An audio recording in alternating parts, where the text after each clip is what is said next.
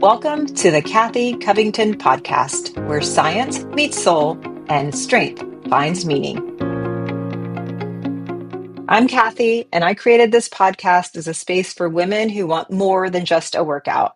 This is a place for total body health, from cellular science to spiritual alignment, from functional nutrition to emotional resilience. Here we blend real research with real stories, honest conversations about healing, growth, and the messy, beautiful process of becoming fully embodied. You'll hear from experts, practitioners, and women just like you, each with a piece of the puzzle to help you live a stronger, clearer, happier, healthier, and more connected life. So if you're ready to go beyond the surface and into the deep, deep, nourishing work of becoming whole, you're in the right place.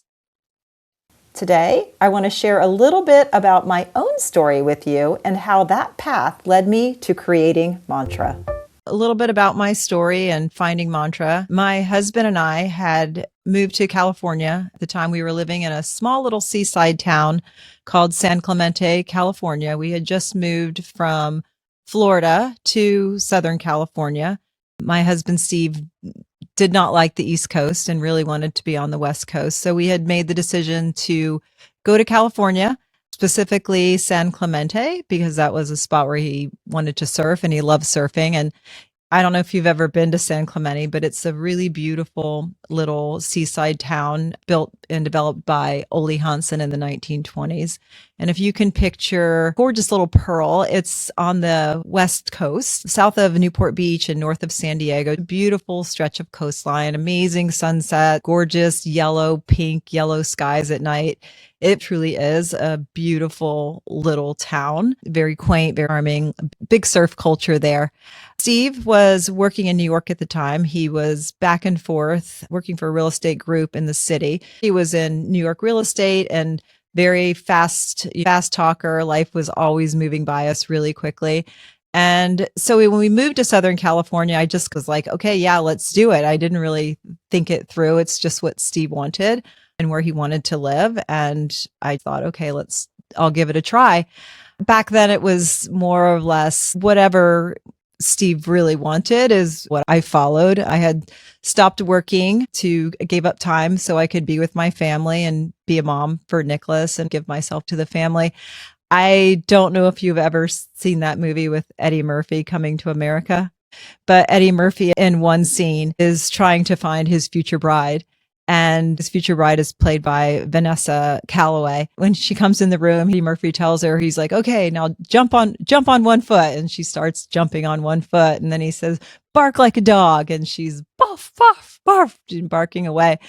Well, if I think back to that time in my life, that was actually a pretty good indication of who I was. And it was whatever Steve wanted is really what Steve got. Nicholas had just also started a school called St. Margaret's. It was a beautiful little school, a little bit north of San Clemente. So I was taking Nick back and forth to school every day, just doing really just the mom thing.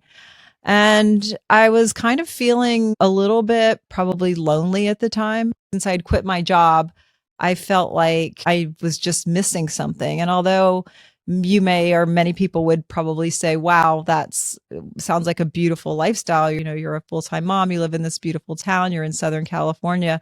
I mean, it was beautiful in many ways, but I don't know about you, but there was a part of me that I felt like was missing, something that was deeper down, like a longing that I needed to be doing something. I didn't know what. And then I had these feelings of kind of like, I just wasn't really meeting my purpose. I had a lot of purpose with Nicholas, but a deeper down desire, like a soul desire that I wanted to actually be doing something. And I just wasn't really sure what it was. I'd left a lot of friends and my family in Florida. So I felt like I was alone in a big way. And I ended up deciding at some point, like, I'm going to have to talk to Steve about this. Like, I'm not really sure, like, you know, how I'm feeling, but I needed to talk to my husband and I let him know that I wasn't feeling 100% with this move and something was going to have to change because it just wasn't working for me. And so I planned a day when he had just come back into town from New York, and he was always so busy. So I made sure to get up super early that morning. It was like 5 a.m. And I'm like, I'm going to wake up early and make sure I go in and talk to Steve really early in the morning and have a conversation with him and let him know how I was feeling. I get up early, I go into his office, Nick's still asleep, and I said, I really need to talk to you about how I'm feeling in California and it doesn't really work for me. And he said to me, Kathy, he said, there's only room for one king in this house.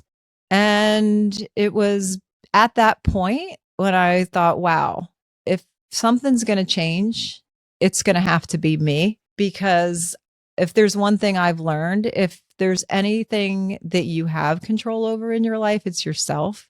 And I knew at this point in time that person that was going to have to change, because it wasn't going to be him, was going to have to be me. It's funny how the universe works, how sometimes when we put something out into the universe, it actually answers us back. And I had just dropped Nicholas off at school. He'd gotten out of the car, cute little blonde head, bop, beep, bop, bop, bop, walking into his school. And I dropped him off, and I had heard from a guidance counselor about this new studio that had opened right next door to Nick's school. And I thought, well, you know what? I think I'm going to go ahead and try it out. And I had signed up using the app. They had a little app, and I show up to go to class, and I walk into this space, and it was a big box, probably 1,700 square foot space with machines called Megaformers. They look like Pilates reformers. It was something I'd never seen before at the time. There was 2 rows, 6 machines on the first row, 6 in the second.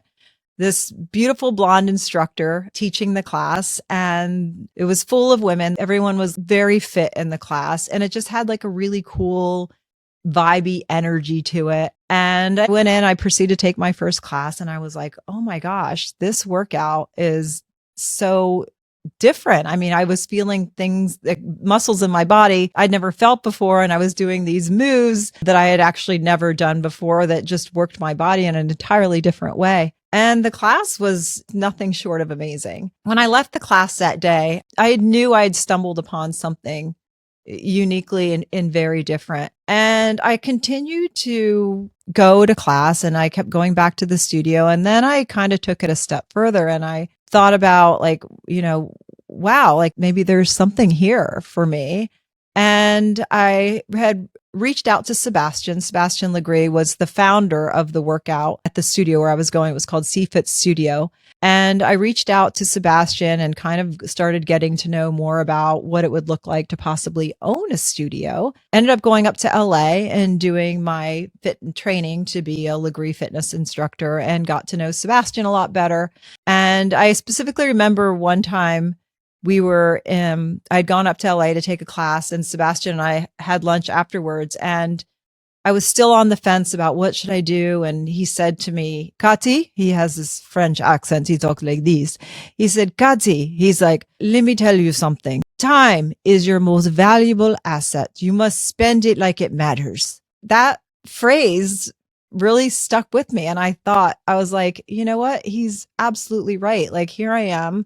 I'm 40 years old. I'm still seeking my purpose. There is something that needs to happen. And I knew at this point it had to come from me. And so I took the plunge. I told Sebastien yes, and that I was going to move forward. I took that step forward. I made that leap of faith, like I'm sure many of you have in your life, right? Where you just go with your gut and you're like, this is what feels good and this feels right. And I'm going to go for it. And then October of 2012, when my first Pilates studio in Sarasota, Florida opened, I will never forget the day I was sitting in my new studio. It was a 1,700 square foot space right adjacent to the Sonny's Barbecue in Sarasota on Highway 41. And I was sitting in the studio. All the machines had been delivered, and was playing my stereo system. And I was on top of the world. I was like, wow, I can't believe that this place is actually mine, that I actually have opened my own location. I have my own studio, and it's mine, and I did it. that was such an incredible feeling. I had Sebastien flying in for our grand opening event. He was coming from California, and I'm not sure if you've ever heard of know Sebastien, but Sebastien is basically the Bikram to Bikram yoga. So he was the guru and the founder of this new method. And I was like, oh my gosh, he's coming to my grand opening. And hi, my name is Sebastien Lagree, and tonight I'm catching a red eye to go to Sarasota for the grand opening. So come on, let's go. And I have Channel 7 news coming. I have friends coming. I have family coming, and I have this amazing grand opening that's going to happen. And it was just amazing. I, for once, wow, I felt like I had purpose. I felt like I had meaning. I felt like I had really accomplished something, and it's what I had wanted. And I wanted something of my own, and I wanted something where I could spend time with family and friends and make my own schedule and be able to create a business around my lifestyle, and especially a business that would give back to so many, and a workout that I knew how impactful it was on my body, and I could share that with others. So it was a pretty amazing time in my life. I was just euphoric. I can't imagine anything being better than that in terms of opening your first business. And maybe you've felt that before when you started something new and then you realize that you've built something. So it was probably 60 days in. We'd had the initial training, and I was excited. All the people were coming. New people were coming in. They were trying out the workout. I was coming down from the buzz of opening when my first trainer, who I thought was amazing, came in and told me that she was quitting. And I realized I was going to have to start teaching more classes on the schedule than what I had anticipated. And soon was this business that was going to be so wonderful and glamorous and so impactful turned into me becoming kind of, I would describe as like a firefighter. Like I was answering phones, I was training classes, I was servicing tech issues, I became the HR manager, I became the marketing agent, and I was getting pushback from clients over pricing. So I was trying to figure out the ideal pricing in my market. And it was just a big turning point when I realized that what I had opened wasn't exactly what I had thought it was going to be when I first started my first studio. And it was that point in the business that I knew that I was going to have to make a change in how I ran that business if I was going to be able to truly get my time back and have my life the way I had set out for it to be when I went to open my own location. And so I made the clear decision that I needed to step out of my business in order to work on my business. And that's exactly what I did. I started really looking at the business as a separate ecosystem than myself and started to write things down and systemize different parts of the business. So my marketing, my management, my HR, how did I retain clients? How did I market for clients? There was a lot of aspects of the business that I could start systemizing and making processes so I could get out what was in my head and put it on paper so that I could begin to train other people how to do what I was doing, because I couldn't do it all by myself anymore and continue to grow the brand and be a mom to Nicholas, which was extremely important to me. And you can always make money. You can get money back. But the one thing we can't get back is our time. That phrase Sebastien told me, time is our most valuable asset, kept coming back into my head. And that's why I knew I had to do something to systemize this business so that I could actually make it grow. So now we're 14 years in. We have 4 locations between the East Coast, between California and Sarasota. We are a 4.9 star rated studio in all of our locations on Yelp and on Google, something I'm very proud of. We do over 2.5 million a year in fitness sales. And again, I never imagined that I could sell that, that kind of volume. So I'm really proud of a lot of the growth that we've had. We continued year over year, total growth past and post COVID. We were able to come back from what I thought was going to be the end of something back then. Yeah, and sustainable growth over the years to a point where we can teach others to do what I've done and what everybody else has done over the years. I read something recently. It was a letter